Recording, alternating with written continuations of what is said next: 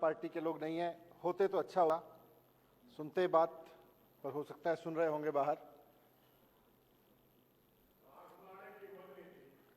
हाँ, आंख मिलाने की हिम्मत नहीं थी, इसलिए बहाने कर करके सुबह से कोई ना कोई बहाना करके उनको लग ही रहा था कि कोई ना कोई ऐसा बहाना बीच बीच में करते रहो कि अध्यक्ष को कोई ऐसा डिसीजन लेना पड़े। और आज वो स्ट्रेटेजी बना के आए थे कि बैठना नहीं है सदन में, बाहर ही जाना है। वरना अच्छा होता कि यहाँ के सवाल जवाब को थोड़ा सा सुनते। मैं थोड़ी सी बात अपने से शुरू करना चाहता हूँ अध्यक्ष महोदय, आज माननीय कैलाश गहलोत जी के प्रस्ताव के संदर्भ में। 19 अगस्त को सुबह सुबह जन्माष्टमी का दिन था। मैं भी परिवार के साथ में फ्रेश होकर नहा धो के पूजा पाठ करके तैयार था कि अब मंदिर जाना है। इसी बीच में किसी ने मुझे मेरे व्हाट्सएप पे न्यूयॉर्क टाइम्स का ये अखबार की कटिंग भेजी कि जी बड़ा अच्छा लग रहा है देख के, दिल्ली का एजुकेशन मॉडल दुनिया के बड़े बड़े अखबारों में छाया हुआ है। तो जन्माष्टमी की सुबह अच्छी बीत रही थी, भगवान कृष्ण का जन्म, उस पर सुबह सुबह पूजा पाठ और फिर मंदिर जाने की बात मन में चल रही थी। इसी बीच में ये खबर भी देखने को अच्छी मिली। मुझे लगा कि न्यूयॉर्क टाइम्स की एक और खबर मैंने देखी थी, तब से दिल मेरा बड़ा दुखी था कि एक तरफ न्यूयॉर्क टाइम्स में खबर छपती है, जब बहुत पहले छपी थी कोविड के दौरान, जिसमें भारत की बड़ी गंदी तस्वीर पेश की गई थी कि जी देखो भारत कोविड से ऐसे हैंडल कर रहा है। मां गंगा के किनारे किस तरह से लाशें जल रही हैं, बिना किसी परिवार के, बिना किसी जानकारी के लाशें दबा दी गई हैं। इस तरह से मैनेज करने की कोशिश की गई थी कोविड को, उसकी बड़ी गंदी छवि छपी थी। उसके बाद फिर जब ये खबर छपी तो मुझे लगा एक भारतीय होने के नाते, बात मेरा फोटो छपने की नहीं थी, बात एजुकेशन की नहीं थी, बात ये थी कि भारत की अच्छी खबर छपती है तो हर भारतीय को गर्व होता है। मुझे भी एक भारतीय होने के नाते सुबह सुबह गर्व हुआ। लेकिन मैं इस बात पे गर्व महसूस कर ही रहा था, खुशी महसूस कर ही रहा था कि 5 मिनट बाद ही, ये वाली खबर मिलने के 5 मिनट बाद ही मेरे पास में नीचे से एक आदमी आया, बोले जी सीबीआई वाले आए आपके घर पे रेड करने के लिए। तो मैंने कहा मैंने क्या कर दिया, पर वो आ गए। तब तक ऑफिसर सीबीआई के अच्छे आदमी थे, अच्छे लोग थे, पर गलत लोगों के भेजे हुए थे। तो आके उन्होंने मुझे सर्च वारंट वगैरह दिखाए, बताया जी आपके खिलाफ एफआईआर है। मैंने कहा यार मैंने तो स्कूल ही बनवाए, अभी तो तारीफ ही पढ़ रहा था कि अच्छे स्कूल हो रखे। तो मैंने क्या कर दिया, ये न्यूयॉर्क टाइम्स में खबर छपने पे एफआईआर मैंने पहली बार सुनी। गलती तो वैसी यही थी कि इतना अच्छा काम कर दिया कि देश और दुनिया में तारीफ होने लगी दिल्ली की, दिल्ली के काम की, केजरीवाल जी के काम की। लेकिन फिर भी वो एफआईआर भी पढ़ी मैंने, पूरी तरह से फर्जी एफआईआर। सोर्सेज ये कह रहे हैं शायद दुनिया की किसी इन्वेस्टिंग एजेंसी द्वारा, दुनिया की किसी भी इन्वेस्टिंग एजेंसी समय समय पे दबाव में काम करती रही हैं, पर इतना दबाव बनाना किसी इन्वेस्टिगेशन एजेंसी पे कि जी कुछ है नहीं, कोई तथ्य नहीं है, बस धूल में लठ मारना है। हमारे यहाँ कहावत है धूल में लठ मारो तो थोड़ी धूल उड़ी जाती है। तो धूल में लठ चलाना है तो लिख दो सोर्स, धूल में लठ चलाना है तो लिख दो सोर्स। मतलब उसमें 4-5 एलिगेशन, सब पे सोर्स, सब जगह हमारे सूत्र कह रहे हैं।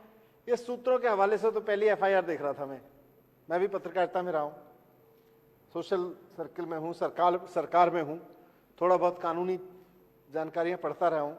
पहली बार देखा कि मैंने कोई सूत्रों के हवाले से एफआईआर दर्ज की गई हो किसी मंत्री के, किसी आदमी के खिलाफ। क्राइम होता है तो क्राइम बताया जाता है, भाई आपके ऊपर ये आरोप है, आपने ये मर्डर किया, आपके ऊपर आरोप है आपने ये यहां से ये बोतल चुराई, आपने ये पेन चुराया, कुछ भी आरोप हो सकता है, पर आरोप है। सूत्रों के हवाले से आरोप है कि आपने पेन चुराया, सूत्रों के हवाले से आरोप है कि आपने एक बोतल चुराई। इस तरह के आरोपों की एक एफआईआर। बहरहाल अतिथि देवो भव, मैंने उनका धन्यवाद करते हुए, बिन बुलाए मेहमानों का स्वागत करते हुए मैंने कहा भाई कर लो सर्च, मेरे घर में तो कुछ है नहीं, मैं तो डरता नहीं। तो उन्होंने घर का कोना कोना छाना, चारों तरफ वो देखे उन्होंने, बेडरूम से लेके तकिया, गद्दे, चादर, बेड, मेरे बच्चों के कपड़े, परिवार के कपड़े, मेरे कपड़े, सब जगह घूमे वो, सब जगह छान छान के देखा कि क्या है, कहीं कुछ नहीं मिला। पूरा घर छान मारा, दीवारें विवारें सब देख के, अलमीरा के पीछे आगे सब देख के, कहीं लकड़ी के पीछे तो कुछ नहीं कर रखा है, उनका काम है, सब देखा, कुछ नहीं मिला। 14 घंटे तक इन्होंने रेड कराई मेरे घर में, लेकिन इनको एक पैसे की बेईमानी का कोई सबूत नहीं मिला। ये आज मैं एक पैसे की बेईमानी का सबूत नहीं मिला। ढूंढते रहे, फोन पे इंस्ट्रक्शन लेते रहे, ढूंढते रहे, कहीं कुछ नहीं मिला। फिर अंत पंत में कुछ सरकारी फाइलों के कागज रखे थे, सरकारी फाइलों के, वो सरकारी फाइलों से भी मेरे दफ्तर में भी रेड की। उसी समय जन्माष्टमी के दिन सचिवालय बंद था, वहां भी रेड की, वहां से भी वो फाइलें उठा के ले गए। एक आध फाइल मेरे घर पे रखी थी, उसको ले गए। फिर बोले जी आपका कंप्यूटर भी ले जाएंगे, फिर बोला आपका फोन भी ले जाएंगे, फिर बोले जी आपका फोन ब्लॉक भी करेंगे, आप यूज मत करना इसको। तो एनीवे अभी मैं तो, मेरा फोन भी नहीं है मेरे पास में, वो फोन नंबर भी नहीं है, व्हाट्सएप भी नहीं है, तो वो ले गए। तो मैं ये आज इस सदन के समक्ष में अपनी ये रेड वाली कहानी बताने नहीं आया, उससे ज्यादा गंभीर मुद्दा है। मनीष सिसोदिया के यहाँ रेड कर लो, एक बार नहीं 100 बार कर लो, पहले भी की थी, कुछ नहीं निकला, और आज भी कह रहा हूं इस सदन में बहुत जिम्मेदारी के साथ, 1000 और रेड कर लोगे, कुछ नहीं निकलेगा मेरे खिलाफ। ईमानदारी से काम करता आया हूं, एक पैसे की बेईमानी नहीं की। ये जरूर है कि सुबह उठ के स्कूलों में चला जाता था, स्कूल बनवाए हैं, टीचर्स के साथ, बच्चों के साथ बैठ के दिल्ली में पढ़ाई का माहौल बनाया है। अरविंद केजरीवाल जी से मार्गदर्शन ले लेके कि एजुकेशन कैसे आगे बढ़ाई जाए, दिल्ली की एजुकेशन को आगे बढ़ाने का काम जरूर किया है। वो अगर गुनाह है तो उसकी सजा जो भी होगी मैं भुगतने को तैयार हूं। एक पैसे की बेईमानी मैंने नहीं की है, मैं बहुत जिम्मेदारी से कह रहा हूं। और फर्जी एफआईआर है, टोटल धूल में लट चला रहे हैं बिल्कुल। 2000, अब ये जो दुनिया, असली वजह तो ये है कि ये जो दुनिया भर में तारीफ हो रही है ना, ये इन लोगों से सहन नहीं हो रही।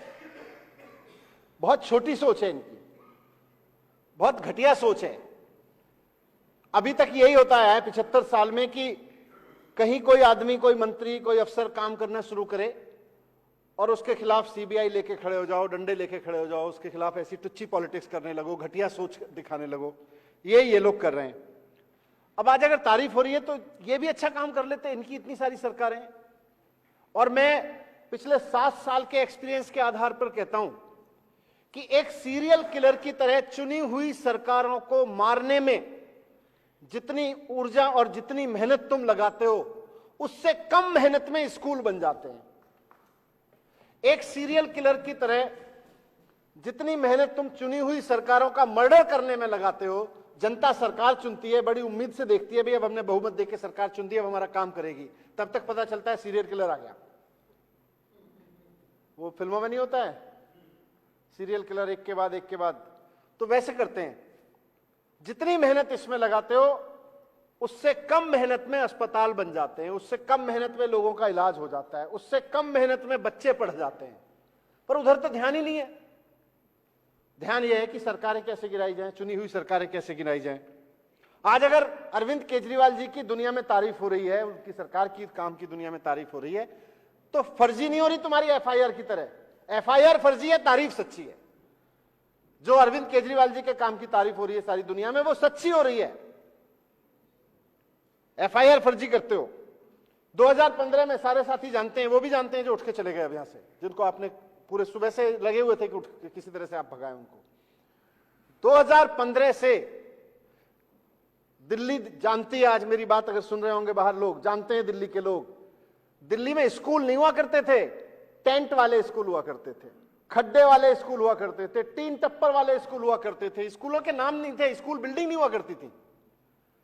मैं बहुत जिम्मेदारी के साथ इस सदन के समक्ष रखना चाहता हूं कि आप सब भाइयों की कृपा से, बहनों की कृपा से आज दिल्ली में 700 नई स्कूल बिल्डिंग्स बनाई हैं। ये कहते हैं ना क्या बनवाया क्या बनवाया, 700 नई स्कूल बिल्डिंग्स आज केवल 2015 से लेकर आज तक खड़ी हुई हैं।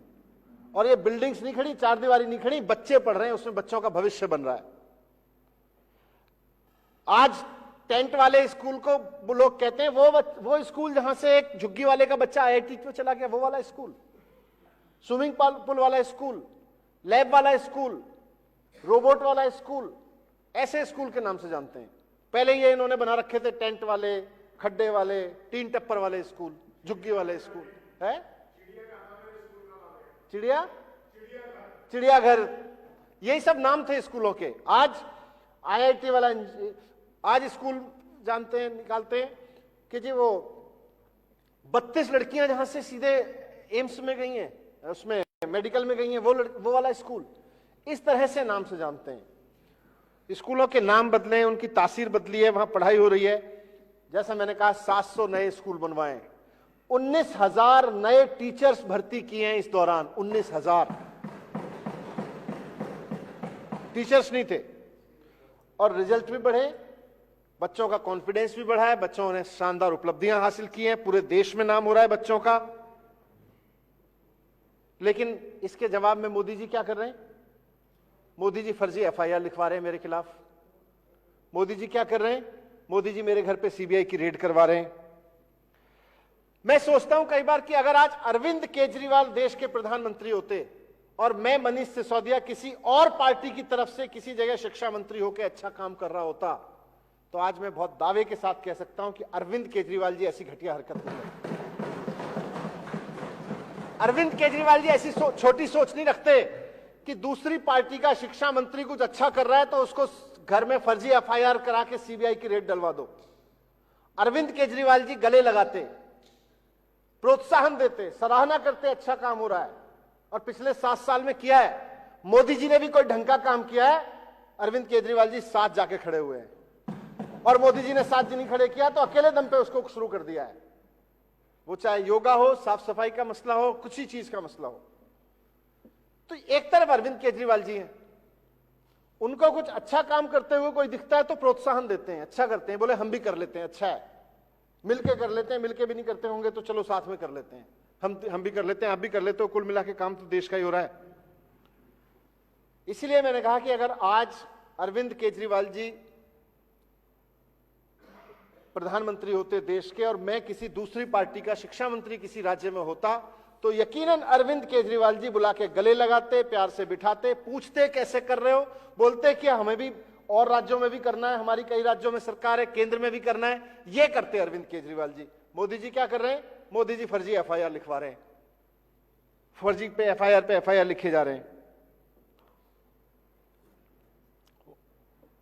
कहीं भी कोई अच्छा काम करे उनको इनसिक्योरिटी होने लगती है।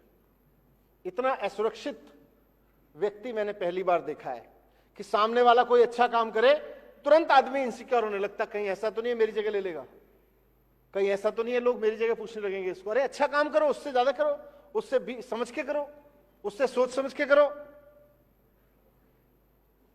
ये जो हरकत है ना कि कोई अच्छा काम करे उसको रोक दो, सीबीआई भेज दो, ईडी भेज दो, उसकी सरकार गिरा दो, ये देश के प्रधानमंत्री की बहुत घटिया सोच को प्रदर्शित करती है। ये बताती है कि हमारे प्रधानमंत्री जी की सोच कितनी छोटी है।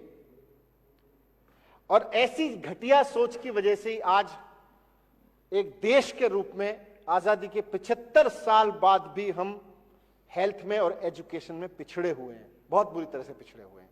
ये शर्म की बात है। अगर हमारे नेताओं की ये घटिया सोच नहीं होती, हमारे नेता इस घटिया सोच से ऊपर उठ गए होते कि भाई पार्टी कोई भी हो, अच्छा काम जो नेता कर रहा है उसको बढ़ाओ और उससे सीख के हमारी पार्टी वाले भी वो करें, वो नहीं करेंगे। मैं देख रहा था कि मैं तो एजुकेशन पे काम करता रहा हूं, आज एजुकेशन में देश में, मतलब हमारे देश का हम देखें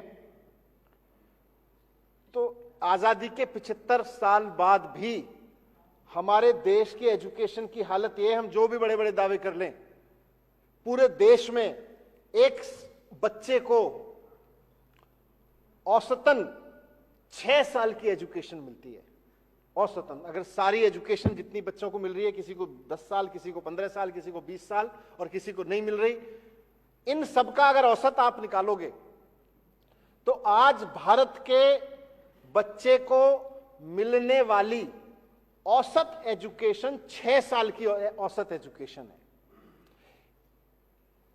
बांग्लादेश को देखोगे वहां भी 6 साल की औसत एजुकेशन है एक बच्चे की। हम पाकिस्तान से थोड़ा सा आगे हैं, वहां 5 साल है। इस बात पे हम खुश हो सकते हैं अगर कोई खुश होना चाहे, लेकिन अगर आप दुनिया के देशों को देखोगे, यूएस में 13 साल है। यूएस की सरकारें, वहां के नेताओं ने व्यवस्था कर ली कि वहां वो अपने बच्चों को इतनी शानदार एजुकेशन की व्यवस्था करते हैं कि हर बच्चे को औसतन 13 साल एजुकेशन मिलती है। ब्रिटेन में भी यही है, जापान में भी यही है, 13-13 साल उन्होंने मेंटेन की हुई है। हम 6 साल पे खड़े हैं। जर्मनी में 14 साल कर रखी है। यहां तक कि साउथ अफ्रीका, जिसको अंग्रेजों ने वैसे ही लूटा जैसे हमारे देश को लूटा, वहां भी 10 साल है औसत एजुकेशन। हम अपने बच्चों को एवरेज 6 साल एजुकेशन दे रहे हैं। दुनिया के विकसित देश जिनकी ओर हम यूं देखते हैं और जो हमारे साथ बर्बाद हुए थे, हमसे ज्यादा बर्बाद हुए थे विश्व युद्ध में, जर्मनी और जापान जैसे देश, आज अपने बच्चों को 13-13, 14-14 साल की एजुकेशन दे रहे हैं। मुझे पूरा यकीन है, अगर इतिहास उठा के देखेंगे तो हो सकता है उनके यहां इतनी घटिया सोच के नेता नहीं हुए होंगे जैसे हमारे यहां बैठते हैं कि अगर कोई अच्छा काम करता हो अपने ही देश में, अपने ही बच्चों को कोई अच्छा एजुकेशन दे रहा हो, तो उसको सीबीआई में भेज दो। तो ये इन लोगों ने 75 साल में बुरा हाल किया है। आज हम उसको दिल्ली में ठीक करने की कोशिश कर रहे हैं। दिल्ली में टेंट वाले स्कूलों को, खड्डे वाले स्कूलों को, टीन टप्पर वाले स्कूलों को, चिड़ियाघर को उन्होंने बताया नाम जिनके पढ़े हुए थे, उनको हमने अच्छे स्कूलों में बदला है। वहां अच्छी पढ़ाई हो रही है। वहां एक रिक्शे वाला का बच्चा जो उसको अपनी एजुकेशन नहीं मिली, कहीं बिहार, छत्तीसगढ़, उत्तर प्रदेश, कहीं देश के किसी कोने से आया और दिल्ली में आया, आज उस रिक्शे वाले के बच्चे को भी इतनी शानदार एजुकेशन मिल रही है और इतनी बढ़िया वहां पे सारी व्यवस्थाएं मिल रही हैं कि वो भी बिना महंगी महंगी ट्यूशन लिए आज आईआईटी में जा रहा है। मैं द्वारका में गया, द्वारका में मुझे एक व्यक्ति मिला, बोला, रोने लगा, बोला मैं प्रेस करता हूं द्वारका की सोसाइटी में, कहीं किसकी विधानसभा, गुलाब सिंह जी की होगी, विनय भाई बैठे थे, विनय जी की होगी, हाँ, वहां पे वो बेचारे कि मैं प्रेस करता हूं अपार्टमेंट में सीढ़ियों के नीचे ठिया लगा के, उसका बच्चा आज सरकारी स्कूल से पढ़ के मुंबई में आईआईटी में एरोनॉटिक्स इंजीनियरिंग की पढ़ाई कर रहा है।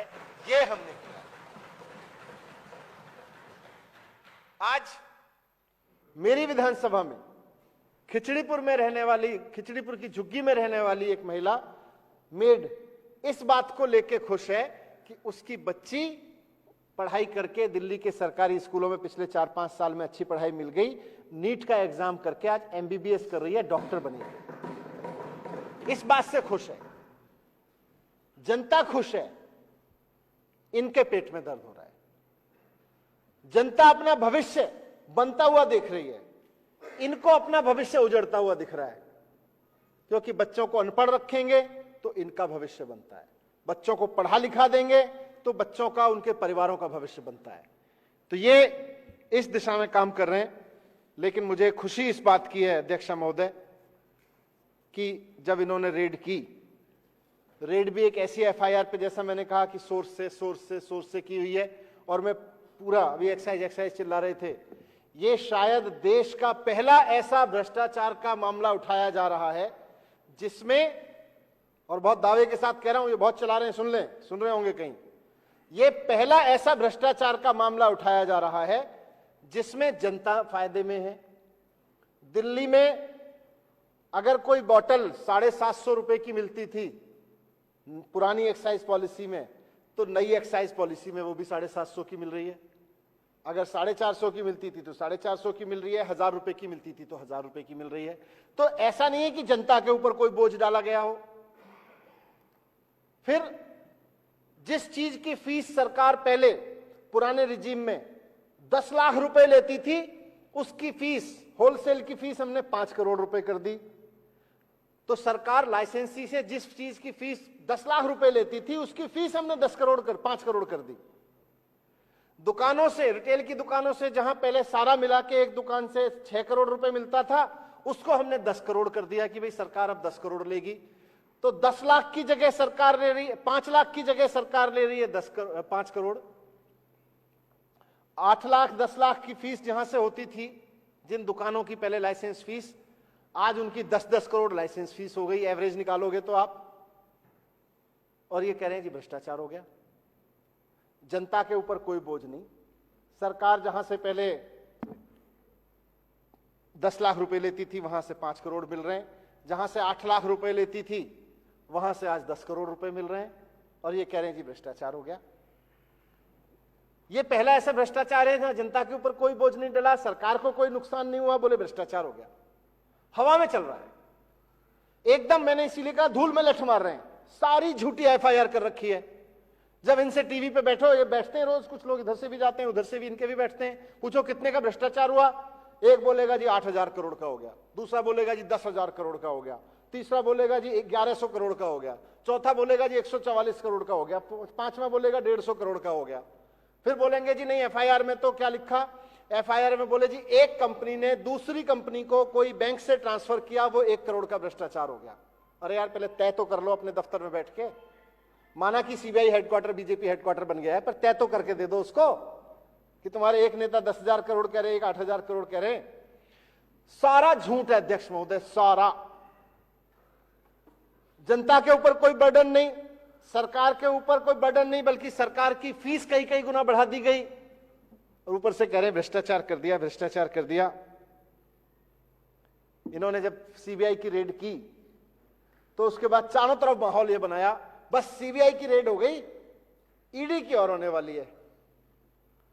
मैंने कहा सीबीआई कुछ पकड़ नहीं पाई तो भाई जिस घर में से सीबीआई कुछ नहीं ढूंढ पाई, ईडी क्या ढूंढ लेगी? हो सकता है ईडी के पास कोई और एक्सपर्टीज हो।